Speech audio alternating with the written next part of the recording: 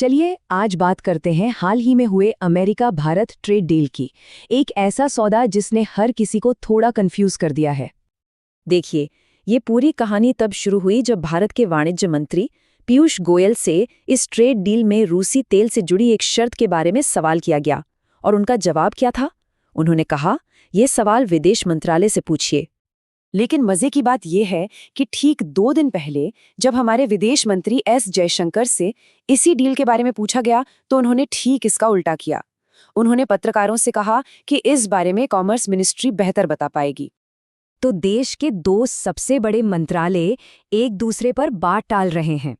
इस passing the ball वाले खेल ने एक बड़ा कन्फ्यूजन पैदा कर दिया है। तो सवाल ये है कि आखिर इस बड़े ट्रेड अग्रीमेंट के पीछे की असली कहानी है क्या? असल में ये सारा कन्फ्यूजन शुरू हुआ एक शख्स के एक ऐलान से। एक ऐसा शख्स जो न्यूज़ साइकिल पर हावी होना बहुत अच्छे से जानता है।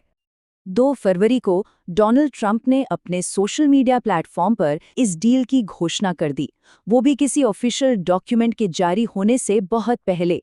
उन्होंने ये सारी बड़ी बड़ी बातें सामने रख दी।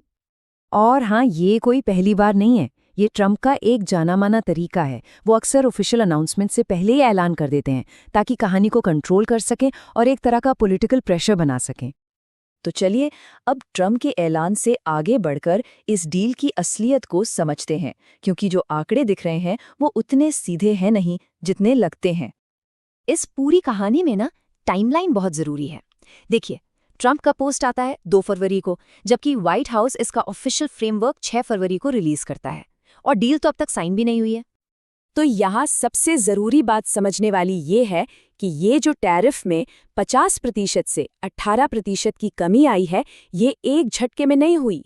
ये कई स्टेप्स में होने वाली प्रक्रिया है और इसका सबसे बड़ा हिस्सा सीधा सीधा भारत के रूस से तेल खरीदने या न खरीदने की शर्त से जुड़ा हुआ है।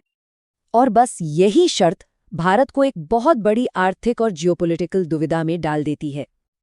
देखिए, एक तरफ है अमेरिका के साथ होने वाला व्यापार, जिससे भारत को सालाना करीब 45.8 बिलियन डॉलर की कमाई होती है, और दूसरी तरफ है रूस से मिलने वाला सस्ता तेल, जिसे खरीदकर भारत ने पिछले 4 सालों में लगभग 17 बिलियन डॉलर बचाए हैं, खासकर यूक्रेन युद्ध शुरू होने के बाद से। तो अब ये दुविधा बिल्कुल साफ है। भारत को क्या चुनना चाहिए?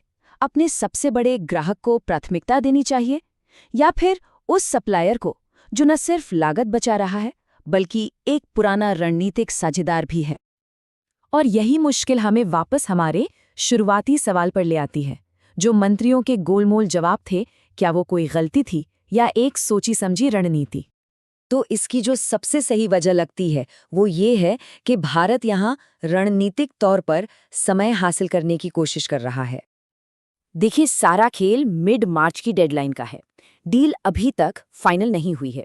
इसका मतलब है कि भारत के पास अभी भी मोलभाव करने और दुनिया में हो रहे दूसरे बदलावों पर नजर रखने का वक्त है।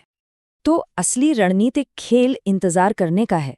शायद भारत उम्मीद कर रहा है कि डील साइन होने से पहले दुनिया के हालात कुछ बदल जाएं। हो सकता है रूस यूक्रेन संघर्ष का कोई हल निकल आए और रूस पर लगे अमेरिकी प्रतिबंध हट जाएं। अगर ऐसा हो गया तो भारत की ये मुश्किल अपने आप ही सुलझ जाएगी। ये पूरी स्थिति असल में प्रैक्टिकल फॉरेन पॉलिसी का एक बेहतरीन उदाहरण है, जहां किसी भी देश के लिए राष्ट्रीय हित ही हर कदम तय करता है। आखिर में ये मामला आज की डिप्लोमेसी की सबसे बड़ी चुनौती को दिखाता है और ये सोचने पर मजबूर करता है कि जब इतने सारे हित दांव पर लगे हों तो कोई भी देश अपने लिए सही रास्ता आखिर कैसे चुनता है।